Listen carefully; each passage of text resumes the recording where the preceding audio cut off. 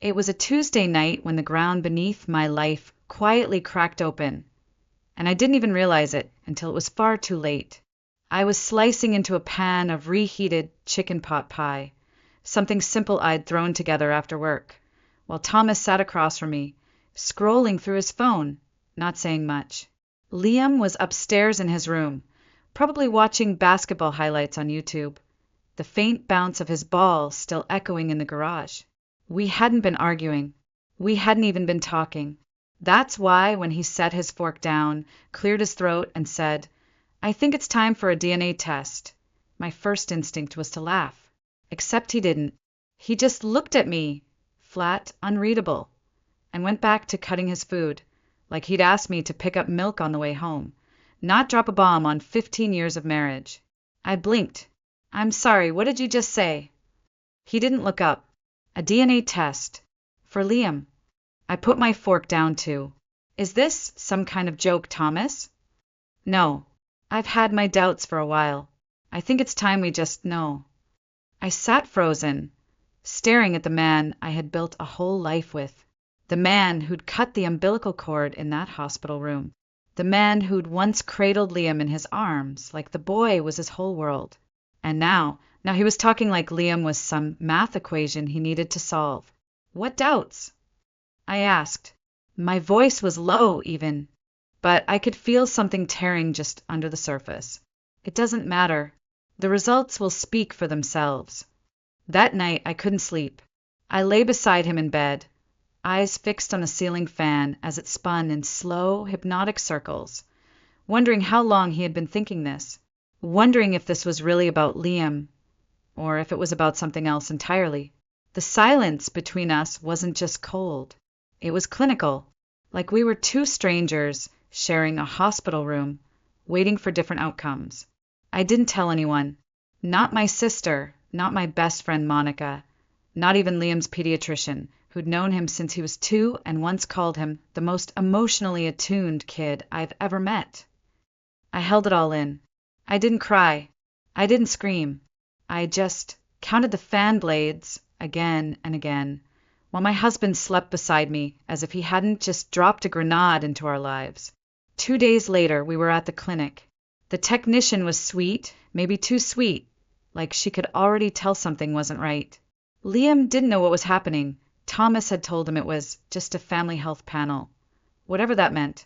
And I just stood there, letting it happen. Swabbed cheeks, sealed envelopes, painless and brutal all at once. We went home, and the waiting began.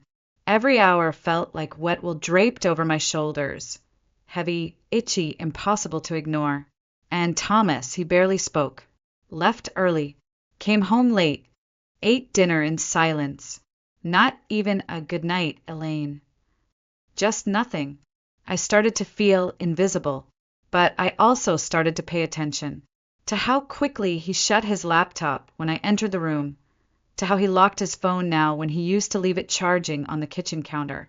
15 years of marriage, and suddenly I was the stranger, not him. And all I could think was, what if this wasn't just about Liam at all? What if I was being tested for something deeper? Something I didn't even know I was failing. The results were supposed to take a week. They took 9 days. 9 days where everything in our home went quiet. Not peaceful quiet, hollow quiet. The kind where no one speaks unless absolutely necessary. And even then, the words are rationed like supplies in a war. Thomas stopped saying good morning. Stopped asking if I needed anything from the store. Stopped brushing his hand against mine when we passed in the hallway. He was there in the same house, sleeping in the same bed, but his presence felt like a shadow that didn't belong to him. He left earlier for work, stayed later, and when he did come home, it was like watching a ghost eat dinner. Silent, disconnected. And Liam, he noticed. One night, while picking at his peas, he glanced up and asked quietly, "Is Dad mad at you?" I froze, smiled like nothing was wrong. "No, sweetheart, he's just tired." But even as I said it, I could feel the lie pressing against my tongue like a splinter. Because, truthfully, Thomas wasn't tired. He was withdrawing. Strategically. like a man preparing to leave but waiting for the right excuse to run. The sixth night, I started watching him more closely. He took his phone into the garage for calls, kept his laptop closed and locked. The password had changed. Thomas used to show me everything. Articles about kitchen renovations we'd never do. Forecast charts from his job that he didn't expect me to understand. He used to care about the little things, even the boring ones. Now, nothing. I opened the laptop once while he was in the shower. It asked for a password, something it had never done before. That was the first time I felt a chill deep in my spine. Not because I suspected infidelity, not yet, but because I realized I was being shut out from the life I thought I was part of. The next morning, I called Monica. She's not just my best friend, she's a lawyer. Practical, sharp, never minces words. I think something's wrong, I told her. She paused. Something with Liam? No, something with Thomas. He wants a DNA test. Out of nowhere. And now, he's different. Distant. She didn't say, I told you so, though she probably could have. Elaine, she said softly, do you think this is about Liam at all? I didn't answer, because deep down I was beginning to suspect it wasn't. I wanted to believe this was about insecurity, a moment of irrational fear. But something else lingered under Thomas's silence. Something sharp, premeditated. The eighth day, I asked him, carefully without accusation, what made him start doubting Liam. He didn't even look up from the sports section, just muttered, a few things doesn't matter now. The results will speak for themselves. That should have been a red flag. A normal man, one still in love, would have offered clarity, reassurance, something. Instead, I felt like I was already on trial, and the judge was just waiting for the lab to hand down the sentence. So I sat in that house, mother to a boy I loved more than life, wife to a man who was slowly vanishing, and all I could think was, what if everything I thought I knew about this family was already broken? It was a Friday morning, just after 9, when we returned to the clinic. The sky outside was gray, heavy with the threat of rain. I hadn't touched my coffee. Couldn't. My stomach felt like it was lined with glass shards. Liam was already at school. Thank God. Thomas drove in silence, one hand steady on the wheel, the other resting on the gear shift like it was the only thing keeping him tethered. I kept mine clenched in my lap, nails biting into my palms. When we arrived, the receptionist smiled too brightly. Mr. and Mrs. Parker? Right this way. The hallway to the exam room felt longer than I remembered. The doctor, a man in his early 60s with tired eyes and a slow voice, greeted us with a nod. He didn't open the file right away. He just looked at us for a long moment. Before I begin, he said gently, I need to ask, are you emotionally prepared for what you're about to hear? I swallowed hard, looked at Thomas. He didn't flinch, didn't even blink, just nodded. Yes. I couldn't speak. My voice had vanished somewhere between the parking lot and the chair I now sat in. The doctor opened the file. Each page he turned made the air in the room feel heavier, louder, and then, according to the analysis, he said, placing a finger on the paper, the probability of paternity is 0%. My ears rang. I didn't cry. I didn't scream. I felt nothing, like someone had pressed pause on my insides. Thomas leaned back in his chair, exhaled through his nose, and muttered, I knew it. But the doctor wasn't done. He wasn't looking at Thomas anymore. He was looking at me. There's something else, he said carefully. Something that concerns me as a medical professional. Thomas straightened. What are you talking about? The doctor glanced between us, then returned his gaze to me. I ran the standard genetic protocol, not just between father and son, but mother and son as well. I blinked. Why? I whispered, because something in the markers didn't line up. And, Mrs. Parker, I need to tell you that Liam isn't biologically related to either of you. The words dropped like lead. I stared at him, not comprehending. That's not possible, I said quietly. I gave birth to him. I held him. I believe you, he said gently. But you need to speak to the hospital where he was born. There's a rare possibility of a neonatal mix-up. Thomas's chair scraped loudly against the floor as he stood. His face was red, fists clenched. You're saying we've been raising a stranger's kid for 15 years? The doctor didn't respond. Didn't need to. The silence said it all. We left the clinic without another word. The moment the front door of our house shut behind us, Thomas turned on me. I knew it. I knew something was off. But this is beyond anything I imagined. I didn't know, I whispered. Thomas, I didn't. You had one job, Elaine, he snarled. One. And with that, he slammed the door to the guest bedroom. His new sanctuary. His escape. I was left alone in the living room, clutching my purse like it might somehow hold answers. Later that night, I opened the box from Liam's birth, the wristbands, the faded birth certificate, the photos of me swollen-eyed but glowing, cradling him just hours old.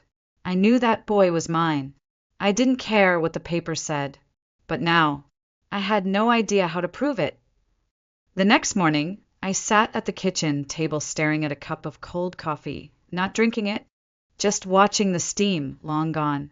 Thomas didn't come downstairs. I heard him moving around above me, deliberate steps heavy, like the sound of someone packing or deciding not to care. He didn't say goodbye when he left for work.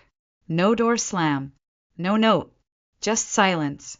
When Liam walked out the door to catch the bus, I waited exactly 1 minute before picking up the phone. The hospital name was still printed on the back of the file folder where I kept all of Liam's birth documents. Riverbend Medical Center. The name I hadn't thought about in years. The place where it all began, or went wrong. The line rang 7 times before a woman picked up. Riverbend Medical. How can I help you? I tried to keep my voice steady. I need to speak to someone about a possible neonatal mix-up. There was a pause, then another voice, then a transfer to records, then to administration. After 11 minutes on hold, a tired man finally picked up. You're talking about an incident from 2009, he asked. Yes, I said. January 4th. It was an emergency C-section. My son might not be mine. He sighed. Our electronic records only go back 10 years. You'd have to submit a formal request, possibly even a subpoena. A subpoena? I echoed. I just need to know who else gave birth that day. I'm sorry, ma'am. Even if I wanted to help, HIPAA regulations prevent me from sharing any identifying information about other patients. Of course, privacy laws, the invisible wall that stands between right and truth. I hung up the phone, hands trembling, heart racing. Then I stood, grabbed my coat and keys, and walked out the door. If they wouldn't talk on the phone, I would go there myself. The drive to Riverbend felt like crossing into another version of reality.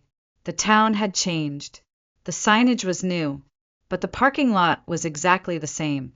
I parked in the same row Thomas did 15 years ago, the night he rushed me in, holding my hand, telling me everything would be okay. Inside, the hospital smelled like antiseptic and burnt coffee. At the front desk, I asked to speak to someone in medical records. The young woman gave me a hesitant smile and a rehearsed line. I'm sorry, ma'am, without a court order. My child was likely switched at birth here, I interrupted. I'm not asking for names or addresses. I just need to know who else gave birth that day. Please. She stared at me for a long moment, then glanced over her shoulder. Wait here. 10 minutes passed. Then a woman in her 60s approached. Gray hair neatly pinned back, glasses low on her nose, but her eyes were sharp. Her badge read, Margaret Ellis, Patient Services Director. I remember you, she said softly before I could speak. You were in room 212. Emergency C-section. We almost lost you. I blinked. You remember me? She nodded. I've worked here for over 40 years. Some stories stay with you. She motioned for me to follow her down a quiet hallway to her office. We sat across from each other, the hum of fluorescent lights above us the only sound. I told her everything. The DNA test, the results, the numbness, the impossible question I now had to ask. Margaret listened in silence.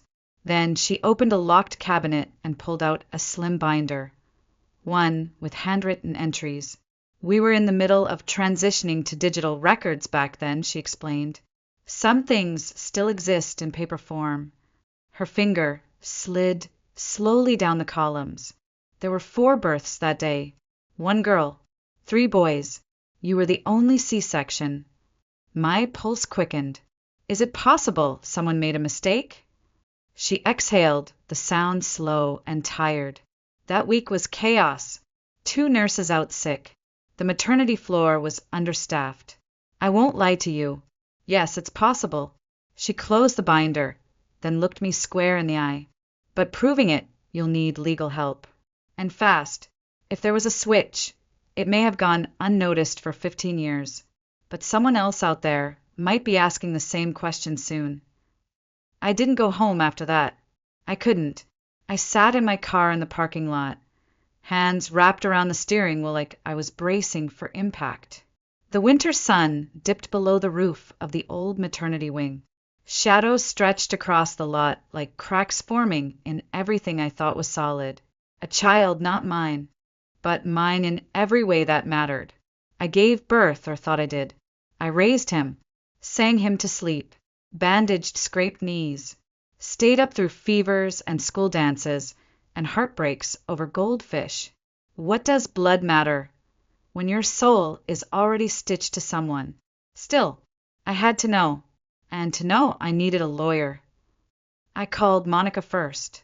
She didn't answer at work, but when I left a message that said, "I need a lawyer who won't laugh at the words, 'baby switch,'" she called back within 5 minutes. "You're serious," she said. "I'm dead serious. I know someone, Nathan Marks. He's handled a few weird negligence cases, medical ones. He's not cheap, but he doesn't scare easy." By the next morning, I was sitting across from him in his downtown office. The sky was overcast, windows fogged slightly from the heater inside. Nathan looked like a man who hadn't slept through the night in years, mid-40s, sharp features, tired but focused eyes. I told him everything. The DNA results, Margaret's binder, her voice when she said, "Yes, it's possible," the silence in my home, the child I couldn't lose, even if biology said I already had. Nathan listened without interruption. When I finished, he tapped his pen against a yellow legal pad and said, "I've heard of 2 other cases like this. One took nearly a year to settle. The other, they never found the biological parents. And what if the other family finds out first?" I asked. He looked at me, his voice steady. "Depends what they want. Contact, custody, sometimes just closure. But no matter what, this will get messy.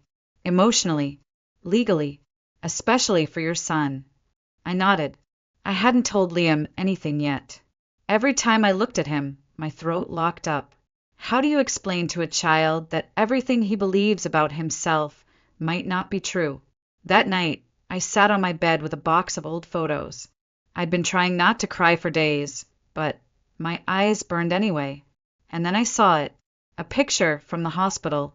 Me in the hospital bed, pale and swollen with anesthesia, hair stuck to my forehead. In the background, a young nurse, blonde hair, startled eyes, holding a swaddled baby. Her badge was crooked, unreadable. I stared at that photo for a long time, flipped it over. In Thomas's handwriting, scrawled across the back, Elaine and Liam. January 4th, 2009. I called Margaret the next morning. My voice shook, but I got the words out. Was there a nurse working the night of my delivery? Young, blonde, looked about 20.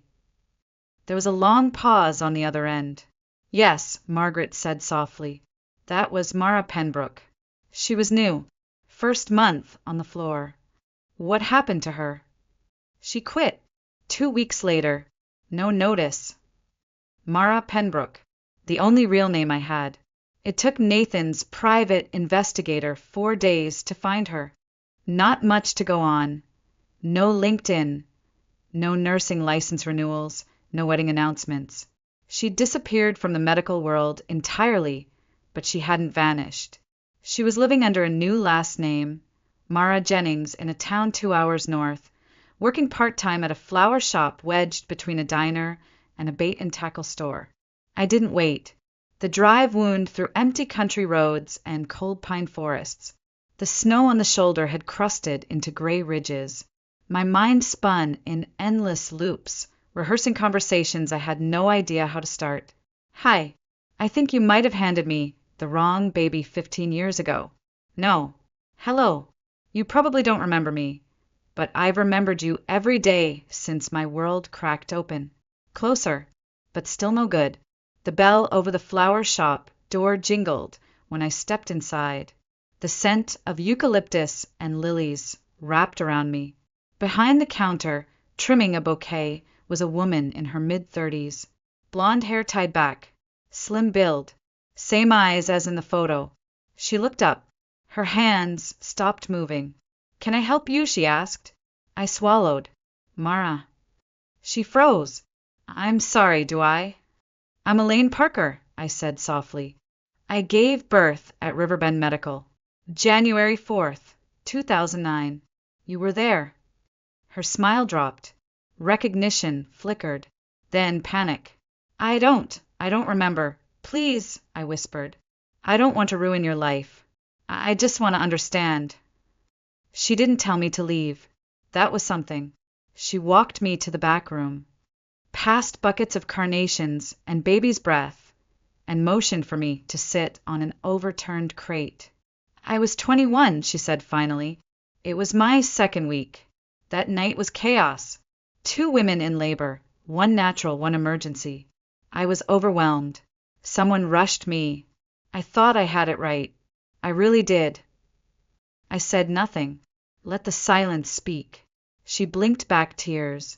I realized something felt off days later. I went to my supervisor. She told me not to say anything. Said it would ruin lives. That it was probably nothing. "So you quit," I said. She nodded. "I remember the other woman. Her baby was fussy. Wouldn't sleep. She looked exhausted." "Do you remember her name?" "I only remember her first name. Lorna. She had red hair. Her husband worked in construction, I think. It wasn't much, but it was enough. Enough to find the woman who might be Liam's biological mother. Lorna. Red hair. Husband in construction. That was all I had." Nathan ran the name through every database he could access. It took days, but then a record surfaced. Lorna Blake, 24 years old at the time of delivery. Address, 2 towns over. She had given birth to a baby boy. Natural delivery. No complications. Discharged 48 hours later. My hands shook as I held the printout Nathan slid across the table. "Are you sure you want to do this yourself?" he asked. "I have to." The next morning, I drove to the address. A modest 2-story brick house on a quiet street. Wind chimes hung from the porch, gently clinking in the early spring breeze. A faded blue scooter lay on the front lawn. My heart was pounding so hard it hurt. I knocked. A woman in her late 30s answered. Auburn hair pulled into a bun. Tired eyes. Wary posture. "Yes." I swallowed. "Hi. I'm sorry to bother you. Are you Lorna Blake?" She nodded. "I am. Do I know you?"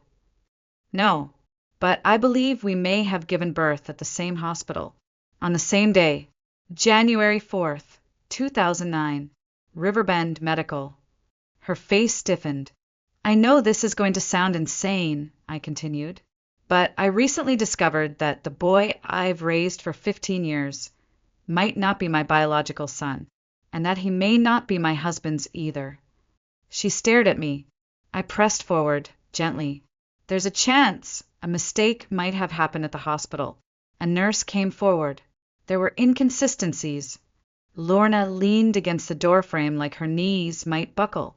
"I don't want anything from you," I said. "I just want answers." She opened the door wider. "You'd better come in."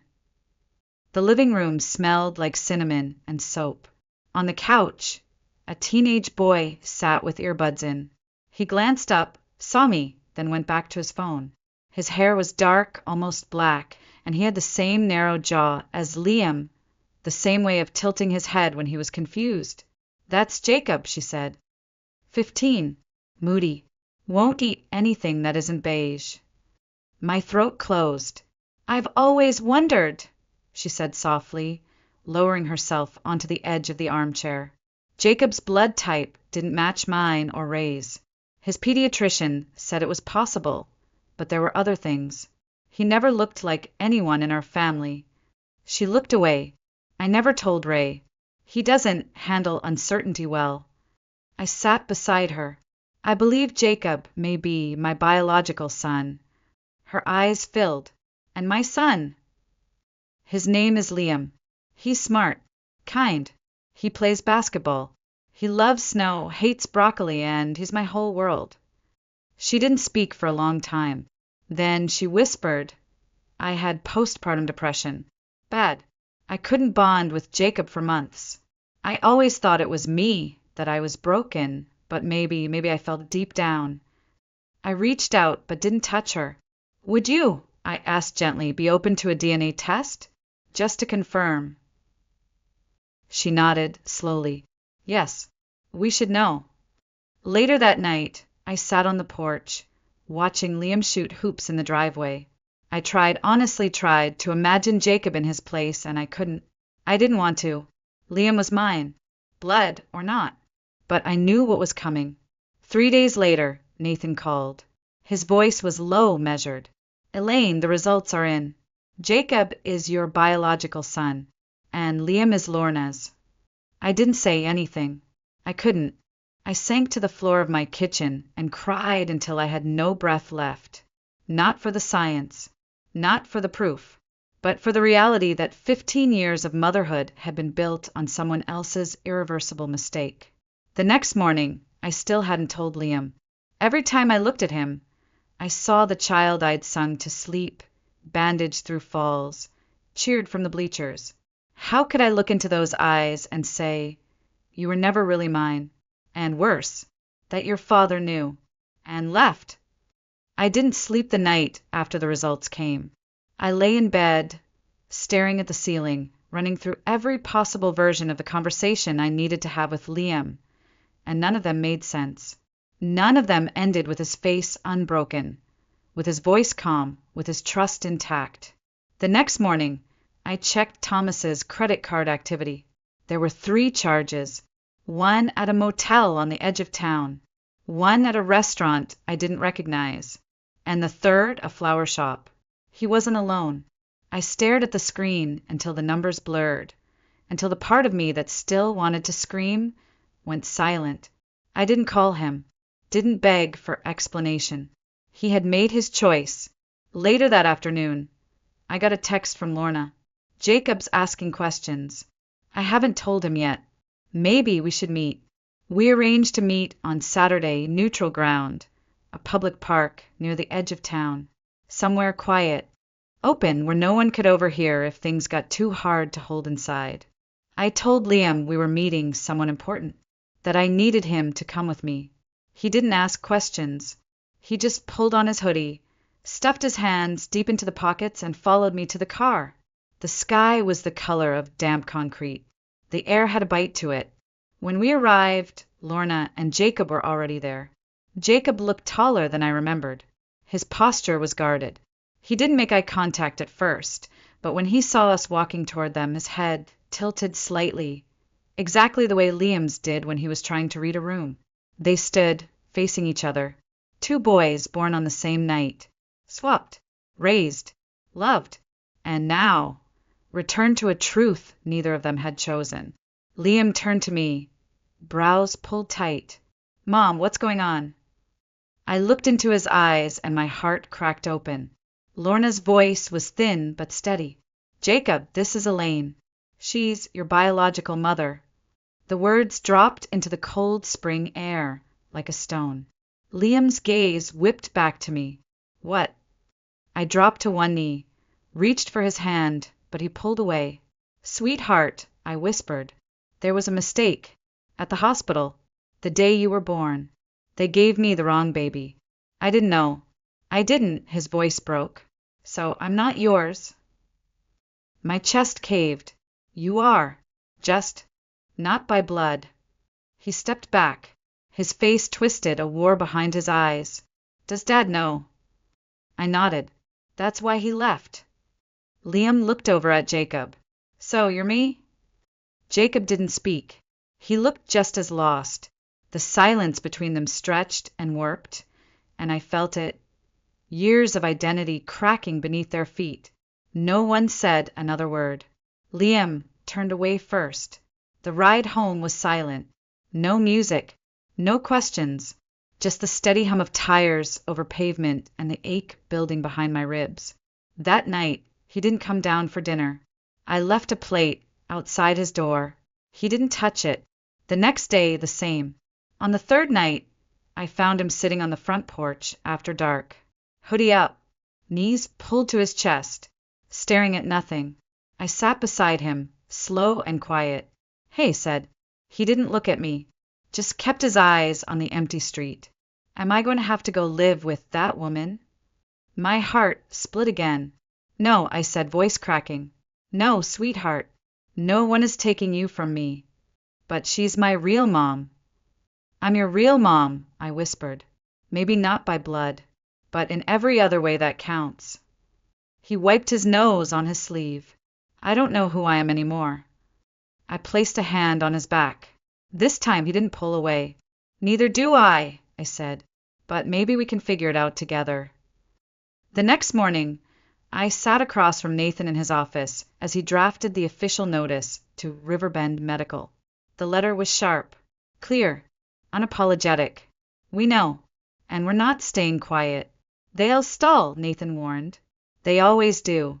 Delay, deflect, offer private settlements. But now that we have proof, it's just a matter of pressure and persistence.